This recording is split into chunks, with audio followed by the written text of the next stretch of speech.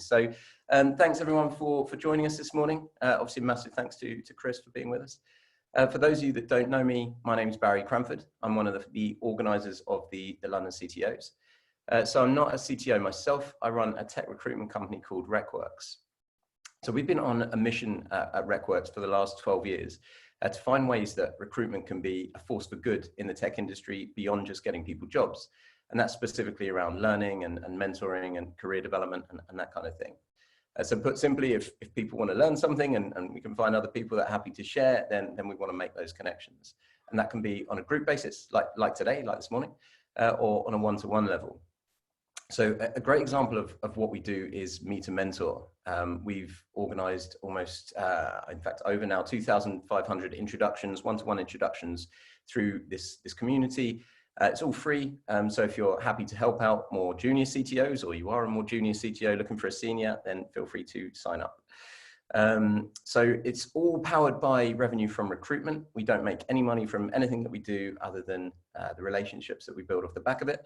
So if you're interested in hiring, if you're looking for work yourself, then again, come and find me afterwards. I'm on LinkedIn, or yeah, just find me on the chat here. Anyway, on to today.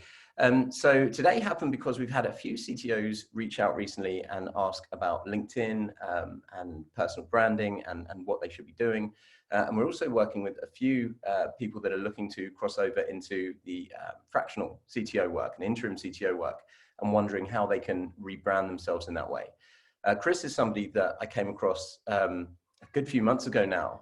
And was the first person that I remembered when people were asking about personal branding. So for those of you that don't know Chris, he is officially the only CEO with a mohawk. He's the #1 global LinkedIn marketing and personal branding expert, the CEO and founder of the world's #1 global LinkedIn marketing and personal branding firm, Black Marketing, has 4 #1 international best-selling books about LinkedIn, is an official Forbes contributor on LinkedIn and an official LinkedIn Power Profile. So seems the right person that we should be speaking to. So welcome, Chris. Chris? Sorry, just muted myself. Great to be here. It's great to engage with everybody, and thanks for everybody for connecting with me on LinkedIn. So I will say to everyone, if you've got any questions, feel free to pop them on the chat. We've had a bunch of questions submitted from people that have signed up already. So I've got a list here, but feel free to jump in. In fact, if you just unmute your mic as well, you can feel free to speak to Chris directly and jump in. So I'm going to start though with a few questions that we've got prepared here, just to get going, and we'll see where we go from there. So Chris, LinkedIn profiles, what should one be including? What should a CTO have on there? What should they look like? Have you any general advice for a profile itself? Yeah, I mean, basically, you've got to make sure the first impression is fantastic. So you've got to imagine that when someone's about to meet you, they're going to Google you. When they Google you, the first thing that comes up 9 times out of 10 is LinkedIn. So your LinkedIn profile comes up because it's trusted by people, it's trusted by Google, unlike your Facebook, your TikTok, your YouTube, not trusted at all because they're normally fake. Whereas LinkedIn takes more effort to actually do it. So Google actually promotes it like it promotes things like Wikipedia, for example. So you need to basically make sure that first impression is good. So the banner is very important. And a few of you have got banners, which are really good, but a lot of you have got banners which are blue, which is basically the default for LinkedIn. It basically means you're not selling yourself, you're not marketing yourself. And it could be you on stage, it could be your company branding, it could be about something about your strengths, but make sure that comes in because that's enormous when it comes into the profile, especially on a laptop. It's the first thing you see. And then of course you need a professional photograph. I mean, that's like so important. You know, do not have a Facebook photograph, do not have a family and friends photograph, do not have where you've got your arm over somebody and you can't see it's being cut off because it looks absolutely terrible. Don't have a baby picture, don't have a wedding picture, don't have a picture when you're on holiday and the sun's beating you in and you look all red and tanned. That's, you know, don't have a picture where you're drinking, you know, little things like that. Just think about how professional it is and how it comes across as a result of it. And then your headline is the very important thing. How do you describe yourself? So I describe myself as the only CEO with a mohawk and get people to talk about I do this and I do that. This is what I do. And the headline's about 220 letters long. So there's quite a lot you can do on that. And it's all keywords. So it's organically searched on LinkedIn. And then you need a good about section. So the about section should be about your history, your journey. What do you do? What brought you to where you are today? Give a bit of an indication about, your personal passions, a quote from somebody, a bit of personal branding there, a bit about yourself. And then you just fill in the rest. Fill in the experience section. What do you do now? What do you do for other people? What does your company do? Don't just say, I make the tea at Black Marketing. Say what Black Marketing actually does. So you need a combination of the two. And then the final thing, which I am really, really passionate about, is recommendations. Get people to recommend you. If you don't ask, people will not recommend you. So basically get people to recommend you, because especially if you're looking for a job, or if you're looking to reposition yourself, or you're getting clients, or you want to be a keynote speaker, any of those things, basically get people to recommend you, and then you're seen more as a thought leader, you're seen as more credible. And because it's on LinkedIn, they're not anonymous. People can go through and click them and actually find out what it was like to work for somebody and actually check you out. So fill in the gaps. It's very much, LinkedIn says, do this, do this, do this, do this. And if you do it, LinkedIn will promote your profile higher as a result. Brilliant. Thanks, Chris. Appreciate that. Before I delve any deeper, we've just had something from John, which says my about section is a request for recruiters to stop bothering me, which they don't. So I guess I'd be convincing that anyone is actually reading these. I see this quite a bit, actually, which just makes you realize how much respect recruiters tend to generate over here in London. This seems to happen a lot. So any thoughts on that about section in particular? You said there about including your history or your journey, your story, maybe a quote. Any way that you can take that and condense it down? Yes, I mean, basically you've got 2,000 characters. So you should use those 2,000 characters, because it is the #1 thing that is read on your LinkedIn, because it's the first thing that people see. After your headline, people go straight to the about section, straight to your content section, and that's the first impression it gets. And then people go down to your experience section. So it's really important you say what is good about you. And the first 3 lines are very important, because people only click on the see more bit if the first 3 lines are very impressive. If they're not very impressive, say I work in finance and I'm very interesting and all the rest of it, but no one will click on the see more section. They'll just basically completely ignore you and move on to somebody else. So you really got to kind of capture the imagination then. Say, why should someone spend a bit more time on your profile reading your story, and put a bit of history in there? What have you done? What have you built? Why did you leave a certain job and come to this particular job? Why did you create a company? What are your passions? What makes you a leader within the LinkedIn space? Obviously within a business context, but you can put a bit of extra things in there as well. Why you started something, your inspiration. And like I say, little things like a quote. Like I always use my quote from my granddad, who said, it's not what you know, it's who you know. And that was before LinkedIn arrived. That's before the internet arrived. He was telling me this kind of thing. I was going, well, what does this mean? And then as soon as you get to LinkedIn, you suddenly realize it is all about who you know, like you guys. It's not what you know. So it basically, little things like that kind of, it creates empathy with the person viewing it, creates an engagement, basically enables you to have some kind of conversation, relationship going forwards. Okay, great. Something's just come in from Anthony as well, who says, I don't really trust recommendations on LinkedIn. I've worked with people who have been less than effective. However, they have recommendations on LinkedIn. Do you have any thoughts on that? Well, I totally disagree with that, because you can trust them, because basically they are written by somebody who you can check out. Unlike anonymous recommendations or recommendations on a website. I mean, I never trust a recommended website. It says, Bob says, I'm fantastic at this. Well, who is Bob? Who did he work for? Or an anonymous CEO at this particular company. I mean, you don't trust that. But on LinkedIn, at least you can go through to that person and say, what was it like to work for Barry? Barry said you're on your recommendation. Barry's been recommended. What was it like to work for Barry? And you can have a conversation. And so basically you should trust it, because it's been written by somebody and they're willing to put it on their profile and Barry's profile, which is very important. You appear on somebody else's profile. They ain't going to recommend you and have them on their profile if they don't actually think you are doing a good job. So basically it is the best way of getting recommendations. There is really no other way of getting recommendations. Globally, I think you have Trustpilot in America. I'm not sure if you have it in the UK. We don't have Trustpilot in Asia, for example.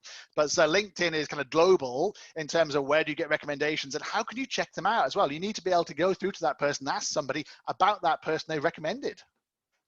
Yeah, no, I think that's a really good point, that it's not just to take it at face value and to be like, I believe it because somebody said it, but it gives you you don't have to ask that person, who would you give as a reference? You can go in and speak to that person directly and get a slightly more real persona. Also, I think there's something to be said for numbers. Like it's easy to get a recommendation on LinkedIn or one or two, but when you've got 1,600, you know, there's got to be something in that. You know, there's a lot of different things there. Like we try and get our guys to get a lot, and I know a few of them have got over 100, and there's something that comes with that, with those numbers. You know, if everyone's got one or two, but I think if you can see a lot, then hopefully that should do something at least. And yeah, and I think Anthony's just said that I guess the key is to have credible people giving you recommendations. Yeah. Ultimately, if you can see a recommendation from somebody you know that you trust has recommended someone else, then you can follow that up much easier. So yeah. Okay. Totally agree. Okay, a question that we had come in before: how do we share achievements that we are proud of and we don't want to hide, whilst also appealing to recruiters?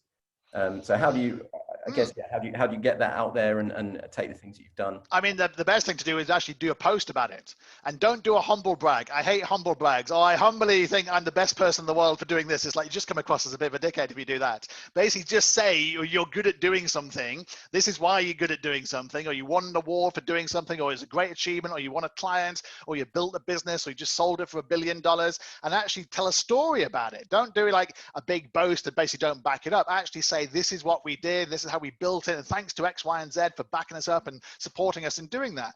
And then you'll get those people enjoying it and coming in on the feed as well. And people will say, oh, fantastic. What do you think about this? What was the secret to your success? And you can start a whole conversation by actually putting it on your feed. You know, post it. That's the best thing to do about these things, is do a video about it and post it, or just write a little blog, which is like 200 words. That's all we're talking about here, not massive. And just talk about what you achieved and how you achieved it. And people will totally respect that, as long as it's backed up with substance. You know, everything ultimately it's got to be backed up with, this is real thing, and this was a real award or a real achievement or a real, you know, valuation or whatever it happens to be. So as long as you can back it up, tell it on the feed and tell people you're good at doing what you do. Okay, so go all in, really back yourself. And totally. As the phrase I use is, be more American and less English, because Americans are kind of born with this DNA of pitch. You know, when they're 4 years old, they're pitching at school. But English people, as you all know, and Asians particularly, are kind of, oh no, it's the team. The team did an amazing job. But the trouble with that is, if the team did an amazing job, then you can't get picked, and you can't get employed, and you can't win the client, and you can't get the investment, because it was the team that did it, not you did it, even if it was you who did it. So you got to be a bit more American and a bit more kind of a bit less English, and more self-promotion. Okay, cool. Okay, just seeing something from Richard Smith. In terms of references, it's always a perception from someone else, which if they are output related, you can probably relate. If it says this person is the god of Kafka, then it could be the blind being impressed by the guy with one eye. Okay, cool. Thanks, Richard. That was just an answer to the one above, which was, you know, the whole can you believe every reference that's written? And I think you have to always take it with it's a perception from someone else. And does that perception align with your perception? So is it more output driven, or is it someone's opinion of someone's technical skill, for example, which it could be a case of just leading the blind. So I just was adding that, that's all. Brilliant. Okay. Okay. So is there any pitfalls just in terms of what should go on a profile and what shouldn't? Anything that you see, Chris, in your work when you're working with people that you see come up again and again and again? I know you mentioned politics. Don't do politics. LinkedIn is not a political background. That's why I love it so much, and I hate the other platforms, because basically LinkedIn does not allow political advertising. It is trusted because it doesn't allow what happened with Facebook and Twitter to, you know, the whole Cambridge Analytica thing and the whole data mining thing. Basically, there's no politics on there. And as soon as you do a political post on there, and believe me, I've tested it, basically it just dies. Nobody wants to be seen commenting on, you know, and then being seen by their next boss or their peers or their investors or their employees. And suddenly you find out someone is not who you thought they were because they basically support X, Y, and Z. And we all know what we're talking about there in terms of that side of things. So basically politics is the thing just to steer away from completely. The other thing I would say was religion. Don't do religion on LinkedIn. You know, it's not the place to do religion or politics on LinkedIn. So they're the two golden rules. It's not what to do in terms of posting, not what to do in terms of how you're positioning yourself. LinkedIn is not that position. It's business. It's professional. Okay. Okay. We had a question of what does good look like? And I know obviously this is always tricky in terms of you know, how long is a piece of string, but what represents good engagement in terms of metrics, profile views, post views, etc. Do you have a framework for measuring this? Do you have a compass how you can navigate this? Yes, I mean, basically there's about 15 different measurements on LinkedIn which you can measure on a daily basis, and they include things like how many views over 90 days, over 1 week, how many search appearances, how many views your blog's got, your post got, how many comments, how many likes, and how many connections, how many people actually accept your connections, how many people are connecting to you, you know, how many leads you get from using social selling techniques, for example. So you can measure quite a lot on LinkedIn, and you even can measure this thing called social selling index, where you basically are measured by 4 different parameters, including things like reputation, personal branding, and LinkedIn basically allows you to analyze that as well. So there's quite a lot of data there which you can actually measure it. And obviously everyone's very, very different, but I believe it's very much about quality as well as quantity. So it's about the quality of engagement. If you get lots of people commenting, that's a good sign. But LinkedIn by its nature has a lot of people viewing. So you'll get posts getting tens of thousands of views, for example, and maybe only a few comments, because LinkedIn tends to be people think twice before they comment because of the same situation where they think twice, oh, my boss will see this, my employees will see this, my investors and so forth as well. But views kind of like, you know, will tend to go through the roof. So if you have a good profile and you post, you know, at least on, let's say, a daily or at least a weekly basis, and then LinkedIn tend to promote you because you're live and active on LinkedIn, and LinkedIn promotes active users and active content. And then if you try to get some kind of engagement by putting, you know, little tags of people saying, hey, Barry, what did you think about this? And then Barry has a conversation, then you have a conversation, then Barry's followers see it, and then you can build up a conversation over time. So it's never going to be, you know, like Facebook or Instagram levels, because half of those aren't even real. They're bots. They're literally not real. So basically, if you want real engagement, then LinkedIn is the place to do it. And because people can see who you are, they tend not to troll or abuse you. So basically you can get to a heated debate, but people are basically thinking this is still business and everyone who I'm connected to can see how I respond. So people do tend to think twice before basically getting into a trolling match like you would do on Facebook or Twitter, for example, as a result of that. As a result of that, the descriptions, the engagement I find is much more kind of grown up, more adult and more professional. Okay, so just trying to paraphrase what you said there. So there's a lot of data, and there's a lot you can sift through. But for you, comments are the big thing here. That's what you're after. Comments. You know, views are the biggest thing. Views are the biggest thing, and then because people don't tend to comment that much. So if you get 10,000 views in a post, you're doing a good job. You might only have like 5 or 10 comments. If you can get people to comment, that is the kind of golden thing. But sometimes it's just you won't get people commenting because they work for a big multinational, or they work for a finance company, or they work for a law firm, or they work for the government, and they don't want to be commenting on something, but they'll view it. Yeah. So you basically, it's a different thing than Facebook or Twitter or something like that, because people are quite happy to comment there because you don't say where you work, and your followers don't say, well, he works at so-and-so, why did he say that? Whereas on LinkedIn, it's very different to that. So, but if comments are the golden thing, comments are what you're going for, and engagement, how do you drive that? How do you encourage more people? I mean, I personally drive it by having polarizing content. So I deliberately polarize. I deliberately go out there and say, I will get advocates on this, and I will also get abused by people on this. In a nice way on LinkedIn, it's not abuse, but I'll get people going, I totally disagree with that, and these are the reasons why. And I'll basically go, well, I totally agree with that, and that's why. And then you'll get other people coming in, and that's how you make content go viral on LinkedIn. The other way of doing it is to be very personal. If you do a photograph of yourself with somebody else, tell a nice story, talk about your achievements, you know, that kind of thing, that also goes viral as well. So it depends on what kind of virality you actually want in terms of your content. I tend to like a mixture of both, and then that basically sparks conversations in different ways on LinkedIn. You can't just do, you know, I work at this company and I was fantastic all day, and you can't just do photographs of you having a good time all day with people. You got to do a mix. So we believe there has to be a mix. We call it 411, and 411 is 1 hard sell post about your company, 1 soft sell post about your industry, and then 4 unrelated posts which tend to be more about you. Tend to be your personal view on leadership, your personal view on this, your personal view on that. You in a picture with somebody else having a good time, and it's a story about what you talked about, that kind of thing. Because people are ultimately buying into you, and it's a personal network. People are buying people. People follow people on LinkedIn. They don't follow company pages. People engage with people on LinkedIn. They don't engage with company pages. So it's all about you. So you basically got to give permission to do that hard sell post. And to do that, you've got to give value to people. You've got to share them some interesting things which are not selling. You're basically giving them something of value which is interesting, so they can create an empathy with you, create a relationship with you, and they actually can form a bond with you effectively, and then they'll basically give you permission to actually sell to them as well. So, I mean, that seems quite high to me, as quite a concentration. So 411. So one hard sell, one soft sell, four personal views. So one hard sell every 6 posts is acceptable. Is kind of people Yes. are okay with that. That's the method. And this is basically a method. It wasn't devised by me. It was advised by kind of scientists in San Francisco when they basically looked at Facebook, Instagram, LinkedIn, and I think it was Twitter and YouTube in terms of what was the most effective content marketing strategy. I think Guy Kawasaki was one of the guys who basically created it. And it's very effective. We use it for all our clients. And 1 in 6 is actually pretty good because we get clients saying they want to do 6 out of 6. We go, no, don't do 6 out of 6 because no one will view you. Everyone will basically disfollow you. Everyone will hide your feed and you won't even know they've hidden your feed, or they'll just remove you and you won't even have a chance to sell. So actually 1 in 6 is pretty good. That's really interesting. Okay, so I'm going to skip. I've got a question or a set of questions around thought leadership, but I'm going to skip as we've moved on to getting work through LinkedIn. We had a few questions submitted around this. So someone was largely looking for advice on self-marketing as a technology leader to gain fractional work opportunities or tech advisor work.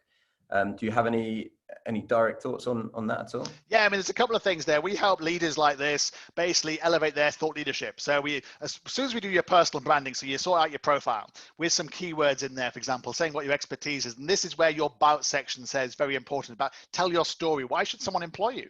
What's your credibility? What's your history? And that's where the recommendations come in as well. But then you need to go to the next level. And the next level is actually thought leadership. You need to put some posts out there which make you stand out amongst CTOs, for example, in the industry you're in or the country you're in, but that makes people think, wow, this guy really knows what he's talking about. Oh, that's very amazing. That's very left of field thinking there. We must have a conversation with this person. Because if everyone's got the same LinkedIn profile and everyone looks the same, having worked at the same places, the thought leadership will elevate them to the next level where they stand out.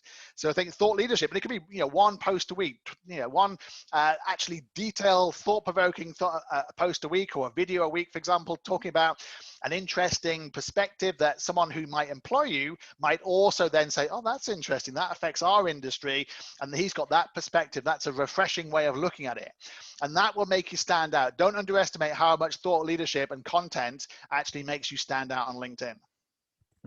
Okay, interesting. So if somebody's looking to get extra fractional work, fractional being like a part of a CTO's role, so like a part-time kind of element of it, then they would be wanting to stand out from others by commenting on what would make good fractional CTO or those kind of areas. Something in that. But doing it in 2 different ways. They may want to be commenting if they've targeted specific companies and they've targeted the CHROs or whoever's a decision maker there, for example, they can go into that content and start a conversation so they immediately pick up in that person. So for example, if I comment on your feed, Barry, or content you post, it says Chris has commented on your post.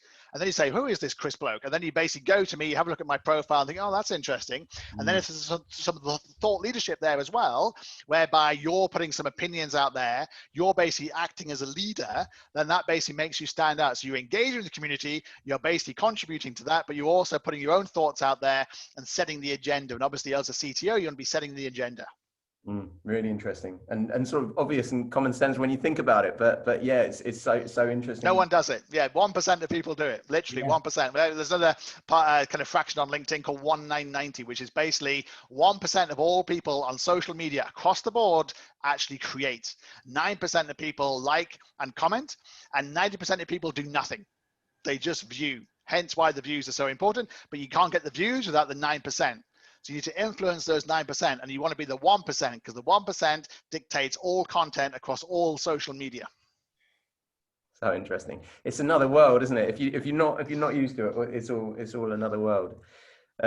Okay, cool. So my next question, is it possible to actually get work through LinkedIn, and what strategies work? Of course. I mean, the reason I even use LinkedIn is because I moved from the UK to, when I sold my 3rd business, I moved to Singapore without knowing a single person. I used my 200 connections in London and said, who do you know in Singapore? And they said, oh, go and see so-and-so, go and meet so-and-so. I then met these people in Singapore all through LinkedIn. I met those people, and then I got my 1st, my 2nd, my 3rd job by networking in Singapore, meeting these people, and then say, oh, you've got these skills. You would fit this role here we've got for you.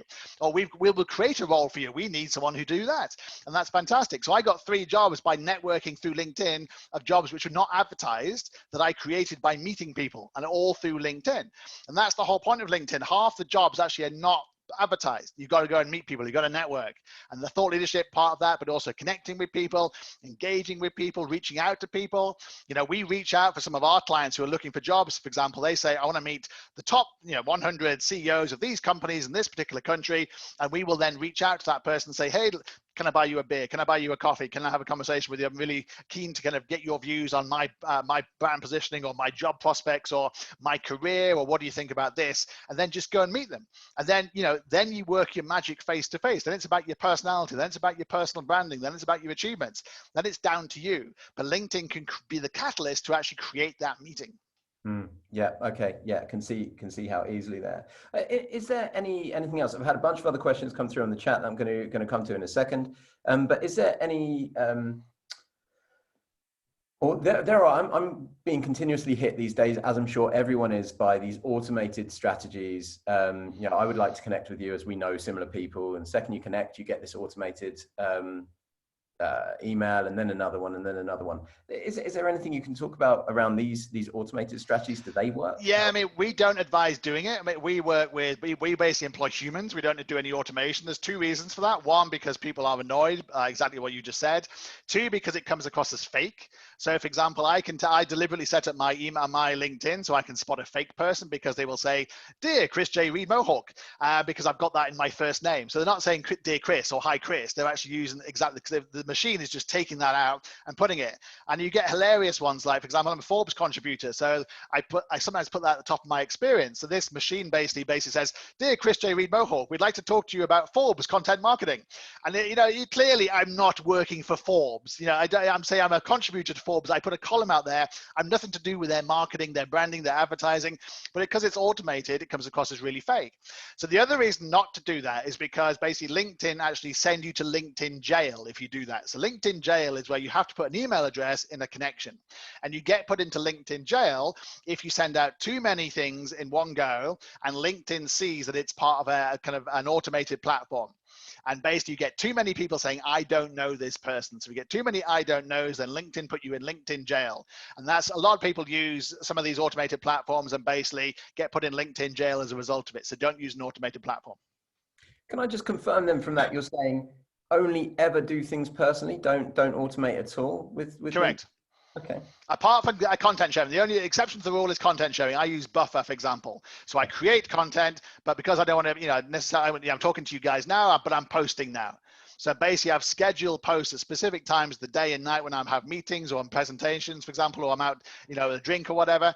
And so I know that post is going out at a certain time. That's the only thing I use. And the only thing we use for our clients is Buffer, but that's purely a posting something that is basically we have created. So it's original content, which LinkedIn likes, and it's posting at a specific time. Apart from that, we don't use any automation at all, because LinkedIn, 1, does not allow it. It's the terms and conditions that says, if you automate anything here, you will be removed. And I know people have been physically removed from LinkedIn, their profiles deleted, they are no longer on LinkedIn. And that's the biggest danger. Not only do you go to LinkedIn jail, but you can actually be taken off LinkedIn. Okay. Okay, so I'm going to go through some of the questions that we've had on the chat here. Firstly, from Hotkin Poon, how frequently would you post? And out of interest, how much time do you dedicate to planning your posts? That's a great question. I mean, basically, this is a very personal question. We have clients posting 10 times a day. We have clients posting once a week. It really is up to you. Obviously, LinkedIn, again, is not Facebook. It's not YouTube. LinkedIn users use LinkedIn for 17 minutes a month. Facebook users use it for about 3 hours a day. This is the perspective here. YouTube users use it for about 2.5 hours a day. It's basically, so it's chalk and cheese. So basically, if you only post once a week, you're really relying on your target audience being on LinkedIn at that moment in time, seeing that post and reacting. So we would always advise at least do daily content, because at least you got a chance of somebody then seeing your content. So basically, that is the best way of doing it. And we also believe passionately in authentic content, original content, even if you're sharing something. So for example, I shared last night, I went to see Tenet, and I basically shared an article from The Guardian about kind of the fact that, you know, Tom Cruise was very brave and took a risk and went to the cinema and basically saw Tenet, which I thought was hilarious. So I added my bit on the end to it. It's like, maybe he can tell me what actually happened in the film, because I have no idea. Having watched the film, I'm more confused than when before I left. And that's got good engagement, because everyone else who went to see the film last night in Singapore said the same things. I have no idea what that film was all about. So basically create a conversation that way. But I'm sharing something from a media publication. That's the easy way of doing it. And the best way is obviously going to be doing an original content. So coming up with some original thoughts and then posting a post. And the post on LinkedIn is very short. It's 200 words. 1,300 characters. That's all you're talking about here. You're not talking about something massive like a Medium post or a Forbes post. You know, my Forbes posts are 4 times longer than my LinkedIn post, because I can do up to 1,000 words. I can do 200 words, 250 words tops on LinkedIn. And so that's what you've always got to think about that. So spend some time thinking about that, just put it together, put it on the paper and actually say, you know, this is good, put it out there and see what happens. And what I'd say is be experimental. You know, your posts are not Shakespeare on LinkedIn. No one ever is going to look back and go, oh, remember that post that Chris Reed wrote in 1975? It was amazing on LinkedIn. No one's going to do that. I'm lucky if people remember my post next week. You know, basically, because it's just ephemeral. It just goes, the feed, oh, that's interesting. Then on to the next one, on to the next one, on to the next one. It's part of the feed. So you just got to put it out there, see what happens. Some of my posts, I think, are fantastic. I spent a lot of time on, get nobody viewing and nobody commenting. And I go, oh, never mind. And some of my posts, which I don't think are going to have any effect whatsoever, suddenly get 10,000 views and 100 comments. Go, well, you know, sometimes it's completely random in terms of who sees it, who engages, who are those people actually comment and see it as well, because that's important to make it go viral. So you just got to experiment. You've got to get it out there. But if you don't get it out there, you can't get any of this data. And it's all about looking at the data, what works, what doesn't work. Hence why I don't do politics, because I've analyzed enough, done enough posters out. This does not work for any of our clients or myself. So basically it's pointless doing it. You've got to basically go where the content is, where the followers on LinkedIn, where the people on LinkedIn want to see things, and give them some kind of value. Okay, we had a question as you were talking there come in, which was from Anthony. Many of us at this level have external commitments. What can we do if we don't have the bandwidth to do daily, weekly posts? Well, there's a couple of things you can do. You obviously employ an agency like mine, which actually does it for people. I mean, that's exactly why I created Black Marketing, because I realized when I first came over to Singapore and I got these jobs, and those jobs were marketing jobs, that when I approached people, they were amazed that I approached them on LinkedIn. So that's amazing. I don't have time to do that myself. And as an entrepreneur, I can help other entrepreneurs, and we help other entrepreneurs across the world. We have lots of clients in the UK, we have clients in Europe, clients in America, clients in China, clients in Australia, and all over Asia. And we basically make them a rock star on LinkedIn. We basically write their content, post their content, do their social selling, do their profile, every single thing. So you can do that. I mean, that is basically the ultimate way of doing it. Ultimately, you can outsource it. Obviously, there are cheaper ways of doing that. You can employ an intern to do it. You can get a kind of an assistant or a PA to do it as part of their job. You can get communications team to do it, or you can try and basically outsource it on Fiverr or Freelancer or Golance or one of these platforms. But you don't tend to get the quality, and you don't tend to get the consistency, and it's very random. So basically, there are lots of LinkedIn firms around the world to varying degrees. And I would say if you're going to use one, check out their recommendations and actually ask people, what was it like to work for that particular person? But also look at other things, like I've written 4 best-selling books about it. Have they written any books? Are they a contributor in a platform like, the Entrepreneur or Forbes or Inc. or the FT or the Wall Street Journal? What kind of credibility do they actually have in that industry before you put your reputation and your personal branding in the hands of them? And that's really, really important. Don't just go with the cheapest, because on LinkedIn, what I found is, and I would say this, but you get what you pay for. I don't know if Anthony Dang is your plant here at the moment, Chris, but he said, what are your rates? So it's all taken up very well for this, but I don't know if you're comfortable talking about it on this, or you'd rather follow up afterwards. I can send you the details afterwards. I think, yeah, Barry, you've got my smart link, but I can send it to you afterwards so you can distribute it to people. Okay, no problem at all. Okay, there you go. Well, that's obviously someone's convinced from that, but it sounds like a very good option. Okay, so we had a question coming to me directly. A question for Chris. What if my view is in conflict with the common thinking, but still want to get the discussion going? Brilliant. Do it. Get it out there. My view is often in the contrast to the current thinking. That's how you create a debate. I'll give you a great example. Everyone's probably seen The Last Dance on Netflix. Basically, I was the only person on LinkedIn to say this is crap, and this is basically an advert for Michael Jordan because his production company made it and he excluded all the titles. And I put a post out there doing that, and everyone had to go at me going, no, but it's fantastic, it's amazing, it's wonderful. I'm going, I was the only person to say that was a terrible program, and I hated it because it was not independent. And basically, the more I supported my thoughts on that with other people who said the same thing, the more people who basically disagreed with me. But it got like tens of thousands of views, lots of engagement, and as long as you do it in a respectful way, and as long as you're backing it up with some kind of argument. So my argument was he excluded the fact that his production company made the program, which is like, well, why don't you just say this is the program was made by Michael Jordan Productions? And then people go, okay, well, it's clearly a PR piece about Michael Jordan. Okay, I'll watch it within that context. Because he excluded it, I had a problem with that. But nobody else seemed to care. But that's the thing about, as long as you substantiate it, put it out there. So, and as long as the warning with that is I employ myself, I'm an entrepreneur, so I report to myself. If you work for somebody else, you might want to think twice about what your boss will say about that. Because if you work for a bank, for example, or a law company or a management consulting, and you say something derogatory about one of your clients, it's very career limiting, shall we say. Okay. Yeah, I think I personally don't. I'm not a fan of anything controversial. You do surprise me, Barry. You what? Sorry. You do surprise me. Oh well, British. I just struggle to upset anyone. Yeah, it's something to think about anyway. Okay, so I'm just going to keep going through the comments here. From Richard Smith, in terms of your professional offerings, Chris, in the personal branding space. How much? What does the typical personal branding engagement look like? I know we've sort of. So I'll send you the services afterwards, but basically the typical is basically we take over your profile, we manage your profile on a daily basis. We basically literally make you a rock star on LinkedIn. So we're filling in all the gaps that you don't know about, because half the time you don't know that you're supposed to have a blue background. I get so many people where I say, that banner can be changed. They go, really? I never knew that. And it's like so obvious to me because I've been doing it for 10 years, but other people basically, because you don't use it and aren't obsessed by the platform as I am, may not know what to do and what not to do. So basically we do all the things on LinkedIn you may not know about, you should do to optimize your profile and to get great results. We also write content for you, we write blogs for you, and you approve everything. So nothing goes out without your approval, but we get to know you, we ask you questions, we record it, we transcribe it, and we get to know what your tone of voice is. We give you a content calendar, you approve it, we publish it. And then we connect with people you approve. So you give us a target list, say I want to connect with X, Y, and Z, and we do some scripts. And then we basically, again, send the scripts and the target list across to you, you approve it, we're doing all the work. So basically, you take about 1% of your time to do it, and we're doing 99% of the job, because basically we want you to basically be doing the job that you're doing. You're not LinkedIn experts, you're basically experts at what you do. So we take that time away and we basically do what you don't know what to do a lot of the time, or don't have the time to do. Even managing your inboxes on LinkedIn, for example, and commenting for you. And then we do as much as you want us to do on LinkedIn. But again, it's a very personal service we offer. Everyone's very different. Okay.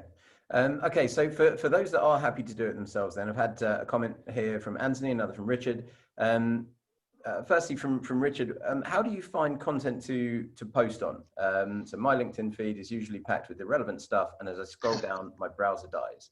Yeah, any thoughts on how to? I mean, the best way, there's several sources for content. I mean, I always think original content is the best. So when I cycle in the mornings, for example, I come up with some content and I write about it and then I post it. Or I spend several hours, for example, thinking about bits of content, then I post it over several weeks, for example. You can obviously scroll through media and take out, bits of nuggets like the Tom Cruise thing this morning with Tennant, for example, and then post about that and then write a little comment about it, particularly if it's relevant to, your industry or your thoughts or your country and what you actually do. And I use Google Alerts quite a lot. So Google Alerts are brilliant. You use keywords. So I put keywords in there, for example, of things like, Singapore or entrepreneur or personal branding or LinkedIn or social selling. And then every single day, Google sends me about 25 stories. And then I go through the stories and I read them and I choose ones and I put that into my feed and I put that into Buffer and it'll post at some point in the future. But I actually make sure it's a proper, something that I actually like or might even disagree with. Sometimes I'll put things up there and I say, well, I disagree with this because of X, Y, and Z. What do you think? But Google Alerts gives me good content because I put in the keywords. So if you know what keywords you want to know what you talk about, put it into Google Alerts and see what content you get, then you can share that. That's the softest and easiest way of doing it to start off with. Just to probably expand on that, because the way I wrote it was really rubbish. What I really meant was finding content on LinkedIn to engage with. So the whole, as you were talking about previously, you know, putting a comment in somebody's content to get more visibility that way.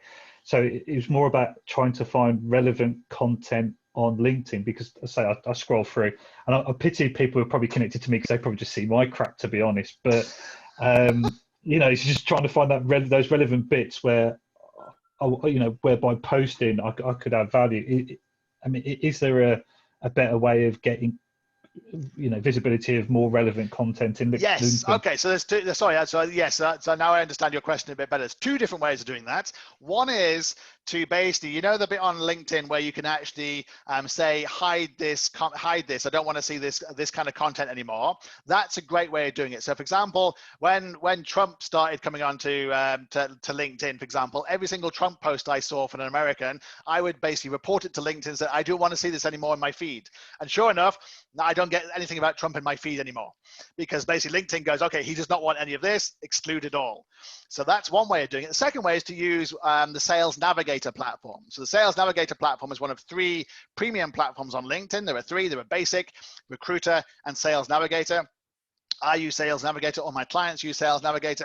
And on that, you can actually save a lead. So I can save you as a lead, Richard, and then basically I can see, as a result of that, I can then see your posts and your posts only on my feed in Sales Navigator, because Sales Navigator is a different platform, although it's part of LinkedIn, than LinkedIn itself. And you can actually basically put onto basically Sales Navigator and you see the feed of the people you save. So I have like a couple of hundred people saved on my LinkedIn Sales Navigator, things like clients, prospects, leads, that kind of thing. And I see all their posts. Whereas my main feed has like tens of thousands of people, and like you say, the chance of me seeing the post I actually want to see is negligible. It's random. It's completely chance. But on this, I curate it.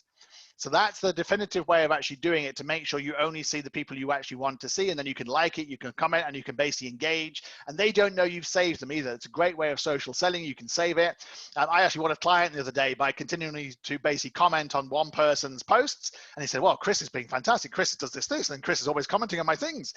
He didn't know I'd saved him, and I basically, as soon as he wanted a LinkedIn expert, he said, well, this Chris bloke seems to know what he's doing because he keeps on commenting on my things. So I basically then got the job. We won a client as a result of it. So that's one way of doing it, but obviously that'll cost you, because Sales Navigator costs about, I think it's £60 a month, but it's invaluable if you're doing social selling. No, thanks, Chris. I'll subscribe. I'll upgrade my LinkedIn. Thank you. We had a question in from Freddie as well. Do you connect with people you don't know? So that's a very, very good question. So there's 2 answers to that. I used to, when I was building up my network. I don't now. So I make sure now I know, or about to know, every single person. So all of you would have got a request from me before this event, where I sent you a little message saying, hey, you're coming to this event and I'd like to connect with you. So I would say that I was about to know you, therefore I'm justified in sending you a personalized message. I never just do connect. I always personalize. So if I meet somebody, or somebody engages with my comments, for example, that's why content's very good. Basically, if somebody really kind of responds to a message, so if I send a message out on Sales Navigator and say, hey, this is what we do, do you want to find out? They can respond by saying, I'm not interested. I don't connect with those people. Or they can say, I'm not interested, but let's keep in touch. I do connect with those people. And they send, obviously, yes, I do want to find out more. I obviously connect with those people. So it's all about following the data, who actually wants you to connect with them. And that ensures effectively a 95% success rate in the acceptances. You should never just go down LinkedIn and go connect, because that's one way of getting banned on LinkedIn or getting into LinkedIn jail, because if we get too many I don't knows, then LinkedIn basically think you're spamming people and will basically stop you connecting. So you should ideally try and basically find some reason, some way that you know that particular person. It could be how many mutual connections you have. You have more than 100 mutual connections, it's always a good starting point, for example.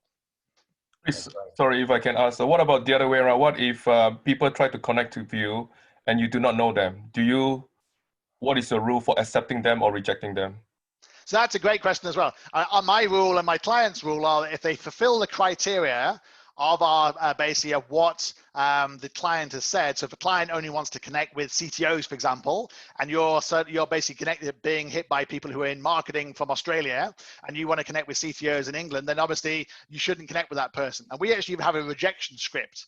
We actually have a rejection script where we basically say, sorry, I can't connect with you because I've hit my limit, or you're not a CTO, or I haven't met you, or some particular reason, but we ask them to follow. So you can switch your button on LinkedIn to follow. So it means anyone can actually follow you. And that way they see your content, but they're not connected with you, so you can't get access to each other's connections. And that's a softer way of letting someone down.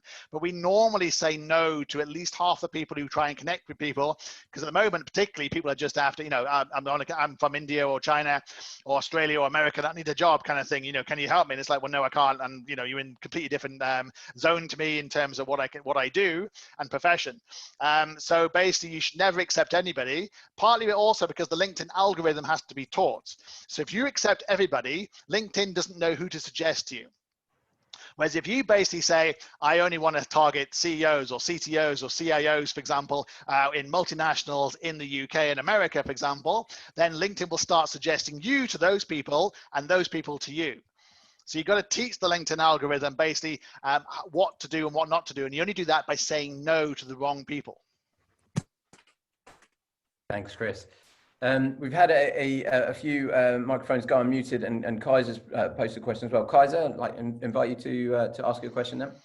Yeah, great. So there's a lot of advice that you've given for people that are potentially entrepreneurs or people that have their own business. Do you have differing advice for people that are permanent members of staff that want to be a permie at a tech company and just want to, yeah, oh, totally, yeah. I mean, when I do my master classes, we tend to do it for multinationals, and we tend to basically talk about how they should actually be contributing to the company, but also talk about their own personal branding, because obviously the company benefits if you have a higher personal brand, because you have more influence amongst the company, amongst the peers, amongst the clients as well. So you should still follow that, you know, 411 is to promote about the company, talk about the industry, and present yourself as a thought leader, because that way you're going to get higher promotions within the company you work for. You might get headhunted, and you might actually then be investing in your future career as well as an entrepreneur, a CEO, or somebody else work for another company. So the average about basically doing more things on LinkedIn still applies, and even more so the alumni association, for example, if you're part of McKinsey or Google, for example, then the alumni association are basically reaching out to other people within those industries is kind of key. So basically make sure you're connected to other people in your company, for example. That's key. Cool, thank you. Okay, great. I think we had Mel as well who unmuted. Mel, are you there? Did you have a question?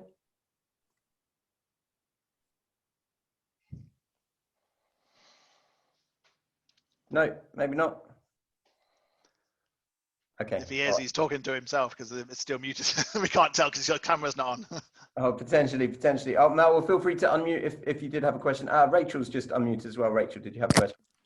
Yeah, hi Chris. Thanks so much for this information. I missed the 111 thing that you were saying there. That it was 411. Like 411, right? 411, yeah. I told you I missed it. So could you just quickly say what each one was again, very briefly? So one hard sell post, if I talk about black marketing, that's a hard sell post. One soft sell post, if I talk about personal branding or LinkedIn. And then 4 unrelated posts. If I talk about tenants or Singapore or Newcastle United or leadership or something else, then basically that's a soft sell. So it's 411. That's why I had 6 in my mind. Thank you so much. Okay, there was a comment made, I think, by John Topper. John said, perhaps not quite related to personal branding, but do you have any recommendations for getting introduced to people via a mutual contact? This very infrequently works out for me. Oh, right, yes. No, I mean, that's very much about how well does that contact know you? So, you know, if you're connected to Richard Branson, basically, but he doesn't know you, and you ask Richard Branson for an introduction to someone, I don't know why you would, but if you did that, basically, they're not going to introduce you because he doesn't know who you are. So you only can ask for introductions to people, basically, that they know you and they know the person you want to be introduced to. So, for example, if I went to Barry and said, well, you're connected to the CIO or the CEO of Tesla, for example, can you introduce me? And Barry basically just met him at a conference like 4 years ago and connected, then he can't really do an introduction. It has to be someone that Barry knows intimately, and Barry should say back, say, no, I can't introduce you because I don't know this person, or yes, I can introduce you, or what are you looking for? I'm always kind of like, people ask me all the time to do that, and I say, well, why do you want me to introduce you? What's the reason? And it works out. Sometimes I've got people jobs that way. It works out very, very well, but it needs to be someone I trust and I like, basically, because if I introduce somebody, it's my authority, it's my recommendation to that person. That person turns out to be a psychopath, then it's not very good introduction. That person won't trust me anymore. So basically say, what do you want? Are you looking for a job? Is it a client? Is it an introduction? Are you basically then have some kind of substance, but it needs to work both ways. So you need to double check and double qualify before you ask for introductions. It's quite tricky to do because a connection is not really a connection. It's not someone you intimately know. And therefore you have to basically ask that person how well that person knows the person you want to be introduced to. That's a really good point. Really good point. Okay, just had something through from Chris Arnold on the chat. So in the context of setting yourself up for your next career move, is it better to appeal to other CTOs or CEOs? The former is easier, shared language, but the latter is more likely to be the ones who hire you. Obviously, each strategy requires different type of content. Any thoughts on that, Chris? That's a great question, that one. I mean, I would say you do two bits of content. You do a twin strategy, and you do a connection strategy that's different as well. So you do a different script to the CEOs and to the CTOs. Because you may be seeing as a kind of rival to the CTOs, for example, so you want to do a different script to them than you would do to the CEOs, and then do different content. So the content for the CTOs may be more technical, and your content to the CEO may be more visionary and more leadership-like.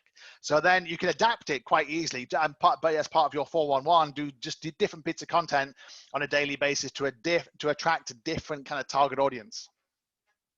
Okay, great. Anthony, Dang had a quick one. What is a good number of connections? Do you have any thoughts on? Yeah, you got to have at least 1,000. Okay. LinkedIn doesn't really work if you don't have 1,000, because basically the numbers don't really add up. If you have 1,000, then you suddenly have tens of thousands, hundreds of thousands of second connections, and then potentially millions of third connections.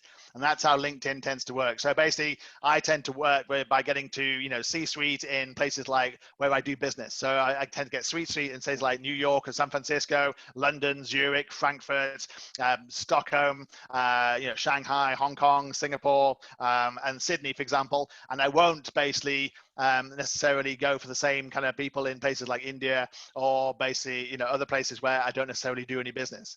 So it's basically the people know other people in those particular areas. So if you get 1,000 CTOs or 1,000 CEOs, they will tend to know 1,000 CEOs or CTOs each, and therefore you build up your community.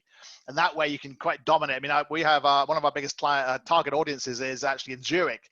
And I created that by literally just targeting CEOs and the founders and entrepreneurs in Zurich who knew other CEOs and founders in Zurich. And suddenly I have like 1,000 connections there, but they're all CEOs.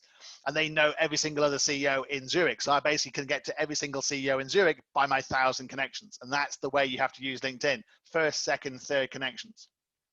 Okay, great. We had a question, a couple more. We've got James Ramirez and Hokim Poon again. We've got about 6 or 7 minutes left, guys. So any questions that you've got, please do put them on the chat, and I'll post them. James says, do you find tools and extensions like Crystal helpful in tuning your tone and content? No. I create my own content, and we do that for our clients. We have teams of writers, teams of producers, teams of people who create videos and photographs, graphs, surveys, and so forth. We create it ourselves. The problem with any automated one is that basically somebody else has also got the same thing. So they're just picking off content from the web and then posting it, and we wouldn't advise you doing that. Okay. So just for context, Crystal is not about producing content. It's about looking at someone's profile and making a sort of stab at a kind of personality, and hence how you might want to frame your message and stuff like that. So it's that kind of. It's about messaging, or about messaging, or about content then? It's about helping you to tune your, like how you would approach someone, like whether you want to be direct with this person or whether you want to kind of be more subtle, or are they a sort of director type personality, or an architect type personality, or that kind of stuff. But that's about messaging, not about content then, isn't it? It's about how you do your script to approach them. Yeah, the content of your messages, sorry. Yeah, okay, that's slightly different. Yeah, okay, I understand what you're saying now, and that's fascinating if you get someone to do that, because obviously that's obviously brilliant. I don't know how accurate it would be, because a lot of people's profiles are incomplete, and that's one of the reasons why we have a firm, because we complete them. But I mean, like, and obviously we dictate what that is, and a lot of it's kind of like, you know, PR. But obviously that's fascinating. I'll have to look into that. Thanks for that, James. I'll send you a link. Please do. And Hogim said, as a CTO, stuff I know that I can write about would be largely geeky tech stuff. Is there much of a following for that sort of content on LinkedIn?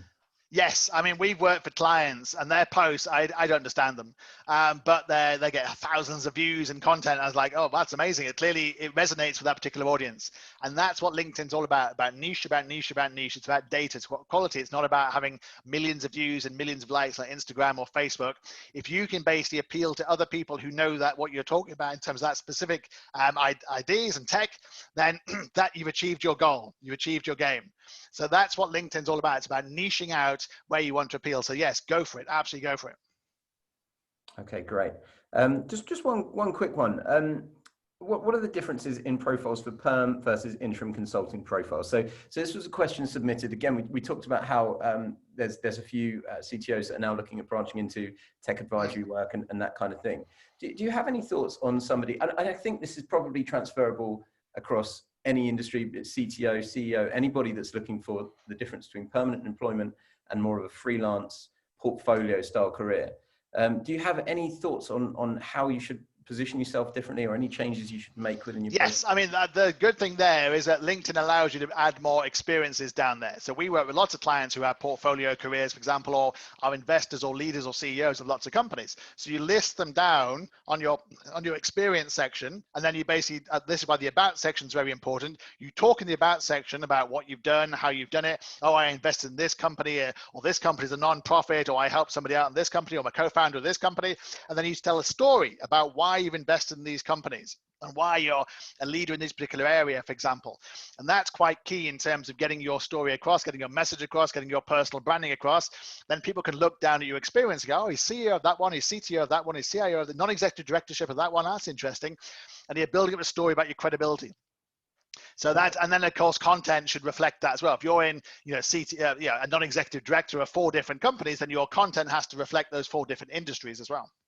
So what if you don't yet have the credibility? You don't yet have the experience. You are perm, or maybe you perm, you've been made redundant or something like that. But this is where you want to boldly go. You want to start establishing yourself as that person to generate those kind of inquiries or that kind of interest. How do you take the first step? What sort of things should you be doing early on? I mean, I think that's about connecting with the right kind of people. It's about building that thought leadership. It's about building that credibility. But ultimately, if you reach out to somebody and say, "Hey, we both know Barry. Barry suggested we should connect and have a chat about, why I can help you and you can help me," then that's always a good starter. And then I think backing that up with thought leadership, I come back to content. Content's key because, again, 99% of people do no content. So if you could do some thought leadership, you will immediately stand out amongst your peers. So that automatically builds you up going, oh, we need that guy to come onto our board because he's always getting some great content about, the direction of X, Y, and Z. So the content makes you stand out, and then obviously comes down to personal branding, who you both know, and then your credibility when it comes to your about section and what you're doing and your aspirations. Talk about, well, I want to be a CTO and I want to be a non-executive directorship for these particular companies in America or the UK, for example, and basically this is how I'd like to do it. The other way of doing, obviously, is look for mentors. You can find mentors on LinkedIn quite easily. You can find people who are quite happy to help. You can find people who've been very successful who now want to give back, and they often do posts about mentorship, for example. They also do that thing, there's a little button that people can saying, are you open for career advice? I tick that button, for example, so people approach me all the time saying, hey, what about this? Hey, what about that? And so the mentorship is easy to get on LinkedIn. There's so many people on there who are happy to give advice and happy to have the time to actually help other people. That's really interesting. Okay, never thought about that reaching out and offering career advice to people you don't know just because they've they've ticked that button.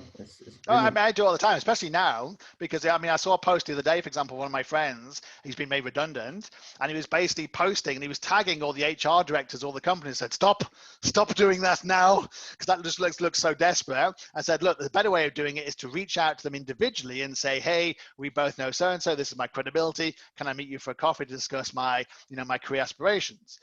So little things like that always help. People need help on LinkedIn, and people need help all the time, and there's lots of people there who are willing to help. People need help on LinkedIn. It's so true. So true. Anthony, just with the final question then, what if you don't know what your online LinkedIn content thought leadership should be? That's right. That's where we come in. Yeah, I can see that going. That's where we create a content marketing strategy for you. I mean, we have a starter kit where we ask you these questions. We ask you, what are your passions? What do you want to talk about? What's your industry? What are your keywords? And a lot of it's about building a relationship. So over the course of when we work for people, for example, they will say, oh, I want to post about this, or I feel strongly about this. We go, no problem. We'll write that out. We'll curate that. We'll find that content. Hey, what about that? And so, yeah, that's great. Let's post that. So that's why we basically have a team of people who are content creators, because we actually will create the content that basically comes from your thoughts, because you're too busy to actually do that yourself. Really interesting. All right. Well, Chris, thank you so much for being online and answering everyone's questions. Really, really appreciate it. I've made just a ludicrous amount of notes here. And we'll be putting the video out as well. So anyone wants to watch it again, they're more than welcome. Feel free to obviously reach out to Chris directly. You've connected with everyone on LinkedIn? I've sent out connections to everybody who sent me last night. And if anybody I've missed, then please send me a connection request. I tried to cover every single person that Barry sent me out in terms of the list you gave me, Barry. Yeah. So that was, if you signed up and you put your LinkedIn profile in the sign up, you would have been sent through to Chris directly. If you'd like an introduction, then obviously let me know. He's quite easy to find on LinkedIn as the only CEO with a mohawk. Just put mohawk in. People find me all the time just putting mohawk into LinkedIn. They don't remember my name, but they remember I have a mohawk. It's actually quite hard to see it on a Zoom. So yeah, so no, I hope you've all gained a lot. I found it really, really interesting. Thanks, so much lovely. And yeah, thanks so much for your time, Chris. Pleasure. Great stuff. Thank you. And best of luck, everybody. Cheers, Chris. Thanks. Cheers, guys. Thank you. Thank you. Cheers. Bye, guys. Cheers. Bye.